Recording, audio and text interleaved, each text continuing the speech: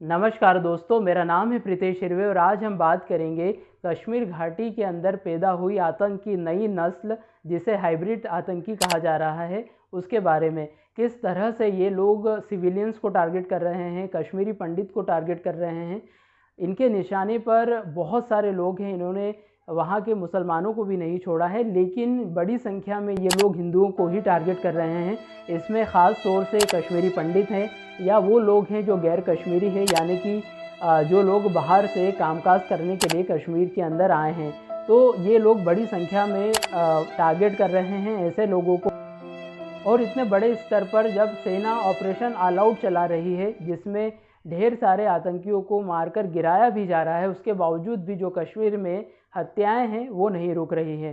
पहले ये आतंकी फोर्सेस को निशाना बनाते थे, लेकिन अब इन बुज़दिल आतंकियों में उतनी शक्ति नहीं बची है क्योंकि कमर तोड़कर रख दी है सेना ने। इसीलिए अब ये सॉफ्ट टारगेट यानी कि सिविलियंस को निशाना बना रहे हैं और उन मासूम लोगों को निशाना बनाते हैं जो बिल्कुल भी इस चीज़ के लिए तैयार नहीं होते हैं। आप ज़रा सोच कर देखिए कि एक शिक्षिका जिसका नाम रजनी बाला था, वो बस पढ़ाने के लिए स्कूल गई थी। अब वो किसी भी तरह से इस तरह के हमले के लिए प्रिपेयर नहीं थी। आतंकी आए और उन्होंने उस शिक्षिका की हत्या कर दी। कुछ ऐसा ही हाल कश्मीर घाटी के अंदर सरकारी कर्मचारी राहुल भट्ट के साथ हुआ। ऐसा ही इन्होंने वाइन शॉप के मालिक के साथ किया जिसका नाम रंजीत सिंह था। तो ऐसी बहुत सारी हत्याएं जो है आतंकी कर रहे हैं। आतंकियों का अब जो टारगेट है वो सॉफ्ट टारगेट है और इन आतंकियों की जो ये नई नस्ल है इसे हाइब्रिड आतंकी का नाम दिया जाता है। हाइब्रिड आतंकी और नॉर्मल आतंकियों में फ़र्क होता है। हाइब्रिड आतंकी जो हैं इनके जो टारगेट्स होते हैं वो आर्म फोर्सेस नहीं होती है, क्योंकि इनमें इतनी क्षमता नहीं होती है कि आर्म फोर्सेस को निशाना बना सके। इसीलिए ये जो लोग हैं वो आम नागरिकों को निशाना बनाते हैं। इन्होंने कश्मीर में रह रहे कुछ मुस्लिम्स को भी नहीं छोड़ा है, जिसमें एक एक्ट्रेस जिसका नाम अमरीन था, अमरीन भट्ट, जो कि एक एक्ट्रेस थी। इंस्टाग्राम के ऊपर ये पोस्ट डाला करती थी और इंस्टाग्राम के ऊपर क्योंकि ये एक्टिंग करती थी, पोस्ट डालती थी और इन आतंकियों का कहना था मारने के बाद उन्होंने कहा कि इस्लाम के अंदर जो अभिनय की कला है, जो एक्टिंग है, उसे अलाउ नहीं किया गया और ये जो एक्ट्रेस है वो एक्टिंग कर रही थी, इसलिए इन्होंने इसे मार दिया। तो इतनी सारी घटनाएं हो रही हैं। सबसे ज़्यादा जो खौफ की ज़िंदगी में जी रहे हैं वो है कश्मीरी पंडित, क्योंकि कश्मीरी पंडितों ने फिर से पलायन करना शुरू कर दिया है कश्मीर घाटी के अंदर से। 1990 में भी कश्मीर से इन पंडितों ने बड़ी संख्या में, लाखों की तादाद में कश्मीरी पंडितों ने पलायन किया था। उस समय और आज के समय में फ़र्क सिर्फ इतना है, एक कश्मीरी पंडित की माने तो उनका कहना है कि उन्होंने 1990 के समय को अपनी आंखों से देखा है, किस तरह से उन्होंने वहाँ से कश्मीर घाटी को छोड़कर आए थे, अपने घर को छोड़कर आए थे। उस समय में और आज के समय में बहुत ज़्यादा फ़र्क नहीं है। उस समय टेलीविज़न इतने बड़े स्तर पर नहीं होते थे, न्यूज़ इतनी बड़ी संख्या में कवर नहीं होती थी, सोशल मीडिया नहीं हुआ करते थे। लेकिन आज के समय में ये सारी चीज़ें हैं तो न्यूज़ इतनी आसानी से फैल रही हैं। पहले के समय में न्यूज़ फैलाने का जो काम है वो मस्जिदों से किया जाता था। मस्जिदों से ऐलान किया जाता था कि कश्मीरी पंडित जो हैं वो अपने घरों को छोड़ दें, कश्मीर को छोड़कर चले जाए, वरना इनका जो हाल है बहुत ज़्यादा बुरा होगा। आज ये ऐलान जो है मस्जिदों से नहीं हो रहे हैं, सोशल मीडिया पर बाकायदा जो आतंकी संगठन है वो पोस्ट डालते हैं और जो उनके एजेंडाज़ हैं उसके ऊपर लिख देते हैं कि कश्मीरी पंडित और जो नॉन कश्मीरी हैं, यानी कि जो कश्मीर के नागरिक नहीं हैं, वो कश्मीर में ना रहें, वो कश्मीर को छोड़कर चले जाएं। तो 1990 और आज की अगर स्थिति को की तुलना की जाए तो बहुत ज़्यादा जो हालत है वो नहीं बदली है, सेम सिचुएशंस हैं। कश्मीरी पंडित आज भी पलायन कर रहे हैं। 1990 के बाद कुछ कश्मीरी पंडितों ने, लगभग 800 परिवारों ने फिर से कश्मीर घाटी के अंदर बसने का फैसला किया था। आप ज़रा सोच कर देखिए कि लाखों की संख्या में कश्मीरी पंडितों ने अपने घर छोड़े थे 1990 में। उसके बाद सिर्फ 800 परिवारों ने ये फैसला किया कि वो कश्मीर घाटी के अंदर वापस जाएंगे और अपना घर बसाएंगे। फिर उसके बाद पिछले 10 सालों की अगर मैं बात करूं तो सरकारों ने भी कुछ काम किए हैं। प्रधानमंत्री पुनर्वास पैकेज के अंतर्गत लगभग 4000 के करीब कश्मीरी पंडितों को बसाया गया था और इन्हें यहाँ पर सरकारी नौकरियाँ भी दी गई थी। कुछ लोगों लोग जो हैं वो बैंक में थे, कुछ सरकारी नौकरी कर रहे थे स्कूलों के अंदर। तो बहुत सारी सरकारी नौकरी जो है प्रधानमंत्री पैकेज के अंतर्गत इन्हें दी गई। लेकिन जिस तरह से कश्मीरी पंडितों को लगातार निशाना बनाया जा रहा है, फिर से ये जो कश्मीरी पंडित हैं वो खौफ की ज़िंदगी जी रहे हैं और बहुत सारे लोगों ने तो पलायन करना भी शुरू कर दिया है। हालांकि सरकार इन्हें फोर्सफुली रोक रही है, कह रही है कि वो सुरक्षा मुहैया कराएगी और सुरक्षा मुहैया भी कराई जा रही है। जहां पर कश्मीर पंडित रह रहे हैं, जहां पर इन्हें बसाया गया है, उस एरिया को पूरी तरह से कवर किया गया है।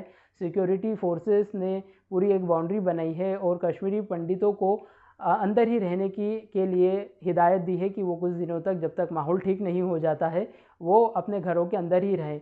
लेकिन उसके बावजूद भी बहुत सारे कश्मीरी पंडित पलायन कर चुके हैं, अपने घरों को वहाँ से छोड़ चुके हैं और ट्रांसफ़र की बात कर रहे हैं, यानी कि वो कहीं सुरक्षित स्थानों पर जाकर रहना चाहते हैं।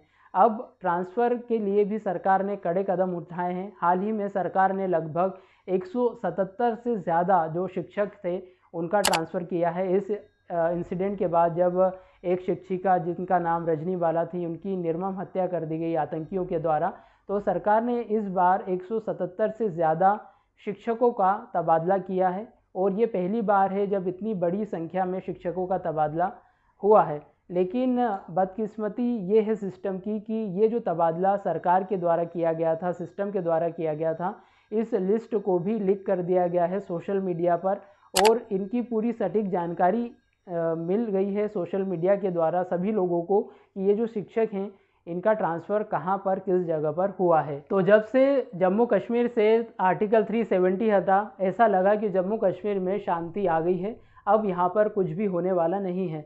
लेकिन सरकार भी हमें यही बताती रही कि जम्मू कश्मीर पूरी तरह से शांत है, वहाँ पर कुछ भी नहीं हो रहा है, टूरिस्ट भी आ रहे हैं। लेकिन असल में जो जम्मू कश्मीर की सच्चाई है, जो कश्मीर की सच्चाई है, वो हमारे सामने एकदम आ गई है कि किस तरह से कश्मीर के अंदर जो हालात है वो फिर से बिगड़ने लगे हैं। देखिए, जब आर्टिकल 370 हटा था, उसके पीछे शांति का कारण था कि वहाँ पर उस समय फोर्सेस बहुत ज़्यादा एक्टिव थी, फोर्सेस की तरफ से बहुत ज़्यादा पाबंदियाँ लगा दी गई थी। सरकार ने इंटरनेट भी पूरी तरह से बंद कर दिया था, तो इसलिए वहाँ पर बहुत ज़्यादा शांति नज़र आ रही थी। साल 2020 में कोविड आ गया और कोविड के कारण भी जो सुरक्षा बल है बहुत ज़्यादा एक्टिव थी। इसके साथ ही जो पुलिस बल है वो भी कोविड में बहुत ज़्यादा एक्टिव था और पाबंदियाँ भी बहुत ज़्यादा थी और साल 2021 में भी लॉकडाउन लगा कोविड के कारण। तो इसी के चलते कश्मीर में शांति हमें देखने को मिली। लेकिन अब क्या है कि ऑपरेशन ऑल आउट के चलते सेना ने बड़े स्तर पे आतंकियों का सफाया किया है और आतंकी बड़े स्तर पर मारे भी गए हैं। जितने आतंकी पाकिस्तान से भेजे जाते थे, उतनी ही बड़ी संख्या में जो हमारी सेना है इन्हें सफाया भी कर रही थी यहाँ से। लेकिन अब आतंक का एक नया रूप, एक नई प्रजाति पैदा हुई है जिसका नाम है हाइब्रिड आतंकी। और ये जो हाइब्रिड आतंकी है ये पाकिस्तान से नहीं आते हैं, इन्हें कश्मीर में ही पूरी तरह से तैयार किया जाता है। यानी कि ये आतंकी 100% मेड इन कश्मीर है। और क्योंकि अब 4G इंटरनेट सेवाएं कश्मीर के अंदर भी चालू हो चुकी हैं, कश्मीर में इन लोगों को इंटरनेट के माध्यम से ट्रेनिंग दी जाती है और इनके टारगेट जो होते हैं वो सॉफ्ट टारगेट होते हैं, यानी कि आर्म फोर्सेस के ऊपर अटैक नहीं करते हैं। ये जो बुज़दिल आतंकी हैं ये सॉफ्ट टारगेट यानी कि आम नागरिकों को, सिविलियंस को टारगेट करते हैं। कोई आम शिक्षक है या कोई सरकारी कर्मचारी है, इस तरह के जो लोग हैं उनके ऊपर ये अपना निशाना लगाते हैं। तो इनको मारना अपेक्षाकृत एक सोल्जर को मारने की तुलना में बहुत ज़्यादा आसान होता है, क्योंकि ये तैयारी बिल्कुल भी तैयार नहीं होते इस चीज़ के लिए।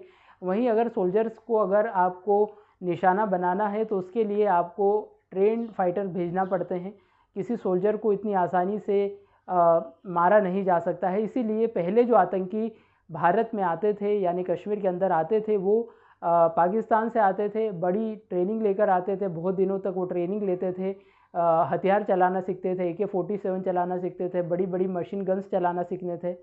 तो ये सारी चीज़ें सीखने के बाद, ट्रेनिंग लेने के बाद वो यहाँ पर आते थे और उसके बाद वो आर्म फोर्सेस के ऊपर अटैक करते थे, क्योंकि किसी सोल्जर्स को अटैक करना बहुत ज़्यादा मुश्किल होता है, क्योंकि वो ग्रुप्स में होते हैं और बहुत ज़्यादा ट्रेंड होते हैं। इसीलिए जो आतंकी है वो भी ट्रेनिंग लेकर आते थे, तब जाकर इनके ऊपर अटैक कर पाते थे। तो बड़े स्तर पर जब आतंकियों का सफाया हो गया है, यानी कि अब इनके पास लड़ाके नहीं बचे हैं जो कि सेना के साथ लड़ सके इसीलिए अब ये बुज़दिल आतंकी हाइब्रिड आतंकी बना रहे हैं।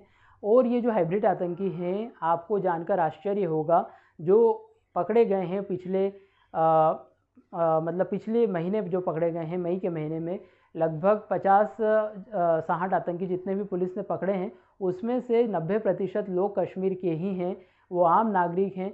और इन आतंकियों को ट्रेन किया है पाकिस्तान के द्वारा ही, ऑनलाइन ट्रेनिंग ली है। ये बस 10 से 15 दिन की ट्रेनिंग लेते हैं, पिस्टल चलाना सीख लेते हैं, उसके बाद ये अपने जो टारगेट्स हैं उनको टारगेट करते हैं। तो देखिए, एक हाइब्रिड आतंकी, ये बहुत ज़्यादा एक ख़तरनाक प्रजाति के आतंकी आप कह सकते हैं इन्हें, क्योंकि आम तौर पे जो टेररिस्ट होते हैं, प्रोफेशनल टेररिस्ट होते हैं या कैटेगराइज्ड टेररिस्ट होते हैं, उनका पूरा रिकॉर्ड जो है पुलिस के पास होता है, आर्म फोर्सेस के पास रिकॉर्ड होता है उनका कि ये जो आतंकी है इन्होंने ये इस तरह के क्राइम किए हैं। वही जो हाइब्रिड आतंकी है वो पूरी तरह से फ्रेश होते हैं, उनका कोई भी क्रिमिनल रिकॉर्ड नहीं होता है। इस कारण से इन्हें पकड़ना और भी ज़्यादा मुश्किल हो सकता है पुलिस के लिए, क्योंकि इनका कोई क्रिमिनल रिकॉर्ड नहीं है और ये आतंक की वारदात को अंजाम देने के बाद वापस ही भीड़ में शामिल हो जाते हैं। यानी कि ये जो हाइब्रिड आतंकी है ये कोई भी हो सकता है। ये कश्मीर का एक कोई आम नागरिक हो सकता है, कोई सब्ज़ी वाला हो सकता है, कोई फल फ्रूट बेचने वाला हो सकता है, या कुछ और काम करने वाला व्यक्ति हो सकता है, कोई मजदूर वर्ग का व्यक्ति भी हो सकता है। तो बस ये एक बार अपना टारगेट सिलेक्ट करते हैं, टारगेट को निशाना बनाते हैं, वारदात को अंजाम देते हैं और वापस भीड़ में शामिल हो जाते हैं।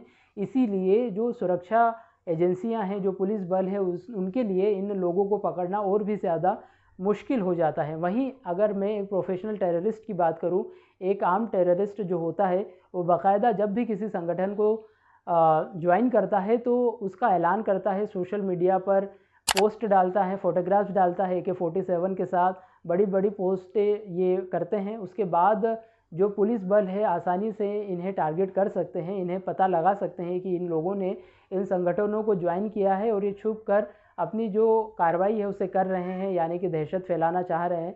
तो पुलिस को आसानी से पता चल जाता है इन आतंकियों के बारे में। लेकिन हाइब्रिड आतंकियों को पकड़ना बहुत ज़्यादा मुश्किल इसलिए है क्योंकि एक तो ये बड़ी संख्या में उत्पन्न किए जा सकते हैं, आसानी से ट्रेनिंग लेते हैं। 10 से 15 दिन की ट्रेनिंग लेकर ये किसी भी आम नागरिक की हत्या बड़ी आसानी से कर सकते हैं। और क्योंकि इनको ट्रेन करने के लिए पाकिस्तान जाने की ज़रूरत नहीं होती है, ये जो 90% जैसे कि मैंने कहा कि कश्मीर के ही कोई आम नागरिक हैं, कोई आम लोग हैं, ये वहीं पर ट्रेनिंग लेते हैं, ऑनलाइन ट्रेनिंग लेते हैं और बस 10 से 15 दिन में सीख लेते हैं कि पिस्टल कैसे चलाई जाती है। उसके बाद ये अपने टारगेट को निशाना बनाते हैं। वहीं जो दूसरे कैटेगराइज आतंकी होते थे वो पहले ट्रेनिंग लेकर आते थे पाकिस्तान में, वहाँ पर AK-47 चलाना सीखते थे और सारी चीज़ें सीख कर आते थे, उसके बाद लड़ाई करते थे आर्म फोर्सेस के साथ।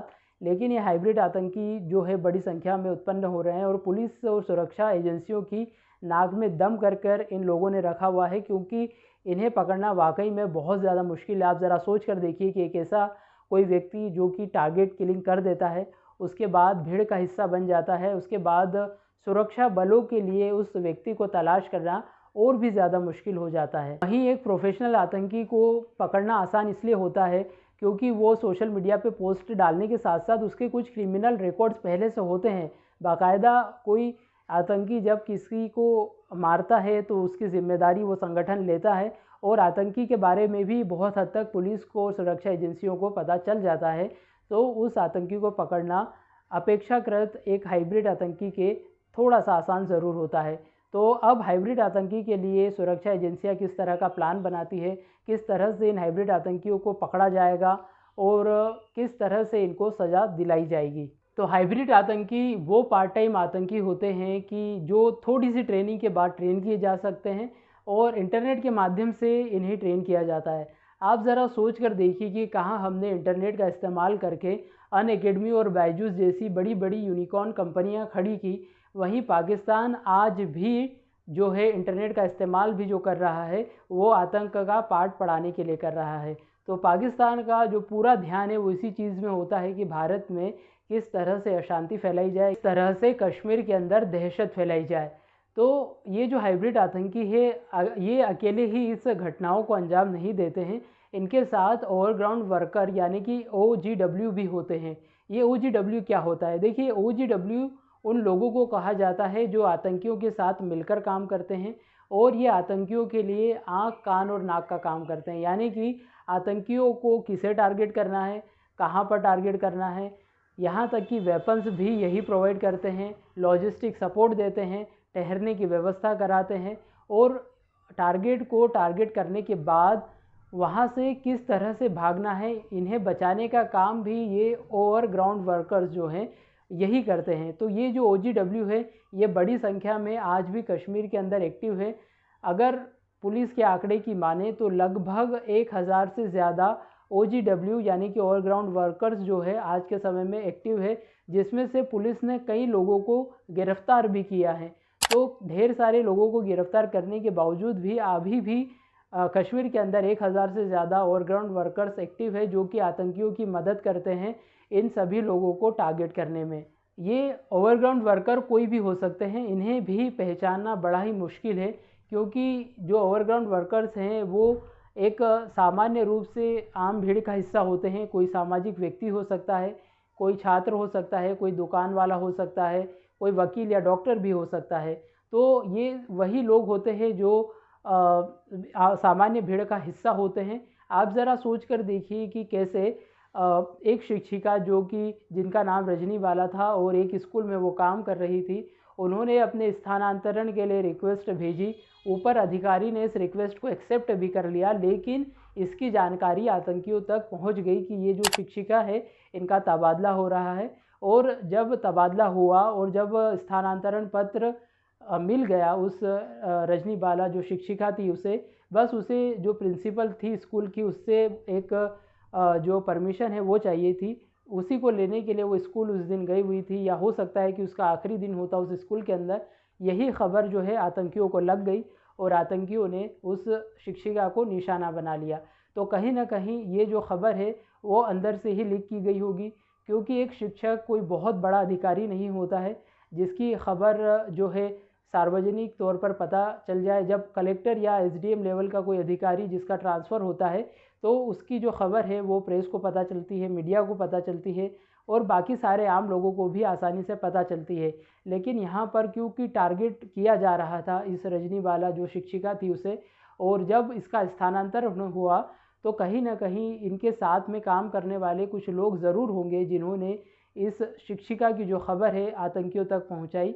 और यही ओवरग्राउंड वर्कर्स होते हैं जो इन आतंकियों को हेल्प करते हैं इस तरह से अपने टारगेट को निशाना बनाने के लिए। तो इन आतंकी वारदातों की जिम्मेदारी लश्कर-ए-तैयबा ने ली है। लश्कर-ए-तैयबा के फ्रंट, द रेजिस्टेंस फ्रंट और द कश्मीर फ्रीडम फाइटर्स में ये पूरी तरह से इन्होंने साफ तौर पे बताया है कि किस तरह से इनका एजेंडा है। इन्होंने उन लोगों को जो कि माइनॉरिटीज़ हैं उनको डायरेक्ट टारगेट किया है, कश्मीर छोड़ के जाने की धमकी दी है, कश्मीर में ना आने की धमकी दी है, साथ ही उन्हें भी धमकाया है जो गैर कश्मीरी है। तो सरकार बड़े स्तर पर ये वादे करते आई है। यहाँ पे मोदी सरकार का भी इन्होंने जिक्र किया है। जिस तरह से सरकार प्रॉमिसेस करती है कश्मीरी पंडितों से कि वो वहाँ पर फिर से उनको पुनर्वास करेगी, फिर से वहाँ पर बसाएगी, तो क्या वाकई में ऐसी स्थिति में पॉसिबल है? क्या कश्मीरी पंडित बच सकते हैं?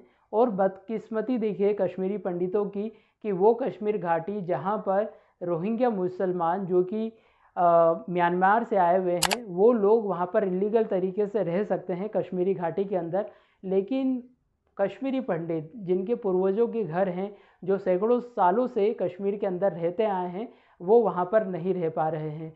तो सरकार ने बहुत सारे प्रोमिसेस तो कश्मीरी पंडितों के साथ किए हैं, कई सारे चुनावी वादे भी सरकारें करती आई हैं, लेकिन अभी तक कश्मीरी पंडित जो हैं उन्हें इंसाफ नहीं मिला है, ना ही उन्हें अपनी ज़मीनें कश्मीर के अंदर वापस मिली है। तो जहां पर सरकार कश्मीरी पंडितों को वापस कश्मीर घाटी के अंदर बसाने की बात कहती है, सरकार का कहना है कि वो लगभग 1 से 1.5 लाख कश्मीरी पंडितों को वापस घाटी में बसाने का उनके पास एक प्लान है, जिसके अंतर्गत बहुत सारी चीज़ें उन्होंने बताई हैं।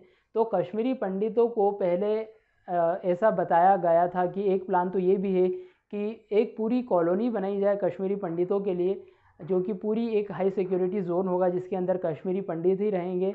उनके लिए अलग से स्कूल्स बनाई जाएगी बच्चों के लिए, वहाँ पर बैंक होगी, मॉल्स होंगे और भी सारी सुविधाएं होंगी, हॉस्पिटल्स होंगे और एक सिक्योरिटी जोन पूरी तरह से कवर्ड किया जाएगा और बनाया जाएगा, जिसके अंदर कश्मीरी पंडित आकर रह सकेंगे और पूरी सुविधाएं जो हैं वो कश्मीरी पंडितों के लिए उसके अंदर होगी।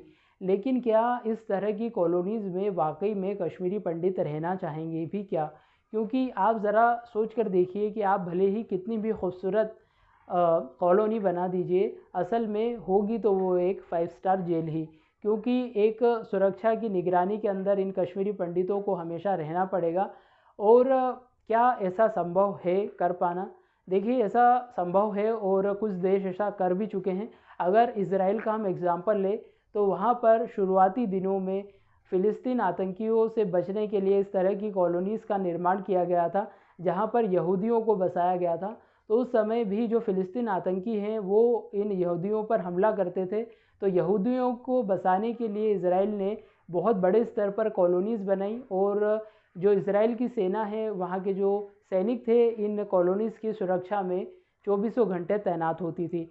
तो शुरुआत में यहूदियों पर भी फ़िलिस्तीन आतंकियों की तरफ से बहुत बड़े स्तर पर हमले हुए, लेकिन बाद में जो चीज़ें हैं वो नॉर्मल होना शुरू हुई थी। तो ये क्या मॉडल यहाँ पर इंडिया में सक्सेसफुल हो सकता है या नहीं? या क्या वाकई में कश्मीरी पंडित इस तरह से कश्मीर घाटी में रहना पसंद करेंगे? क्योंकि कश्मीरी पंडित उस तरह से कश्मीर घाटी के अंदर आज के समय में नहीं रह सकते जिस तरह से 1990 से पहले रहा करते थे पूरी आज़ादी के साथ। और ये जो प्लान है, जो एक तरह से आइसोलेट होने वाला प्लान है, जिसके अंदर पूरी तरह से कश्मीरी पंडितों को सुरक्षा की निगरानी में रखा जाएगा, इसका जो विरोध है कश्मीर के जो लोकल नेता हैं उन्होंने भी किया है। जो महबूबा मुफ्ती हो, फ़ारूक अब्दुल्ला हो, ऐसे नेताओं ने भी कहा है। उन्होंने कहा है कि अगर कश्मीरी पंडित वापस कश्मीरी घाटी के अंदर आना चाहते हैं और रहना चाहते हैं तो उनका वेलकम है और वो बिल्कुल एक आम कश्मीरी की तरह कश्मीरी लोगों के साथ रहे। लेकिन जिस तरह से घटनाएं हो रही है वो बिल्कुल भी इस तरफ इशारा नहीं करती है कि कश्मीरी पंडित इस तरह से इतनी आसानी से आम लोगों के साथ कश्मीर घाटी में रह पाएंगे। तो लश्कर तैयबा के फ्रंट द रेजिस्टेंस फ्रंट में साफ तौर पर इन्होंने धमकाते हुए लिखा है कि जो नॉन कश्मीरी हैं, जो कश्मीर के नागरिक नहीं हैं, या जो वो लोग हैं जो कश्मीर में बसना चाहते हैं, वो कश्मीर से दूर रहें। और इसीलिए ये एक दहशत का माहौल बनाकर इन हाइब्रिड आतंकियों को तैयार कर रहे हैं ताकि सिविलियंस को मारा जाए और जो लोग यहाँ पर आना चाहते हैं उनमें एक दहशत का माहौल बना रहे और वो यहाँ पर आकर वापस से ना बस पाए। तो बस इसके पीछे जो कारण है वो यही है। लेकिन उम्मीद यही है कि जिस स्तर से सरकार की प्लानिंग है, जिस तरह से सिक्योरिटी फोर्सेस अलर्ट हो रही है, कुछ न कुछ रास्ता इन हाइब्रिड आतंकियों को भी मार गिराने का निकलेगा और इन्हें भी बहुत जल्द ही ऊपर पहुंचाने की जो तैयारी है वो सिक्योरिटी फोर्सेस जो है वो अपनी तरफ से कर रही है। अब बात करते हैं कि इन सब चीज़ों का सॉल्यूशन क्या है, कि किस तरह से जो कश्मीरी युवा है वो भटक जाता है, किसी आतंकी संगठन को ज्वाइन कर लेता है और फिर इस तरह की वारदातों को अंजाम देता है।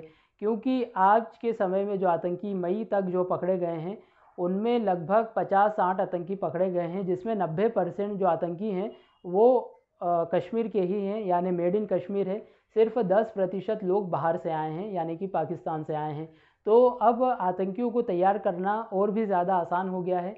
ऑनलाइन हाइब्रिड आतंकियों को बनाना, पहले पाकिस्तान जाना पड़ता था, ट्रेनिंग लेकर वापस आना पड़ता था, बॉर्डर क्रॉस करना पड़ता था, लेकिन अब ऐसा कुछ नहीं करना है।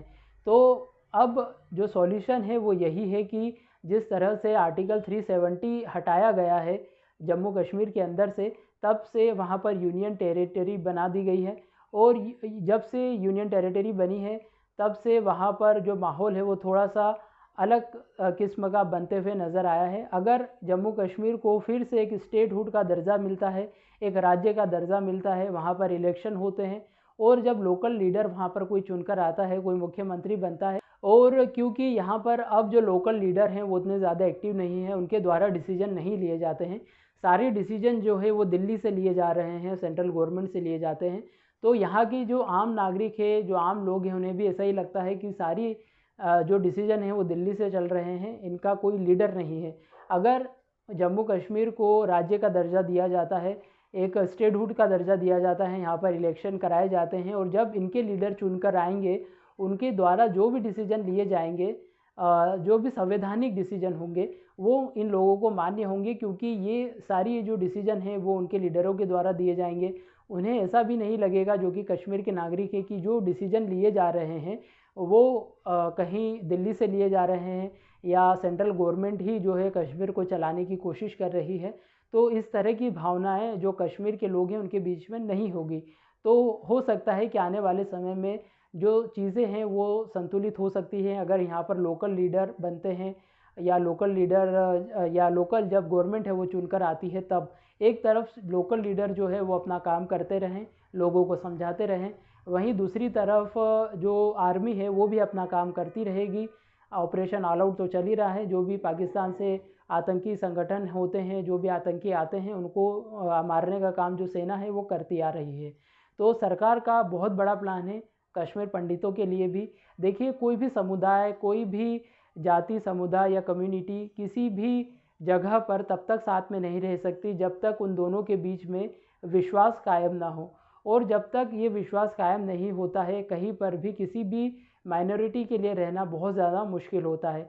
तो अगर कश्मीर पंडितों को बसाना है कश्मीर घाटी के अंदर, तो कश्मीर के लोगों को और कश्मीर पंडितों को, दोनों को एक दूसरे में विश्वास होना बहुत ज़्यादा ज़रूरी है। तभी जो कश्मीरी पंडित है वो वहाँ पर शांति से रह पाएंगे।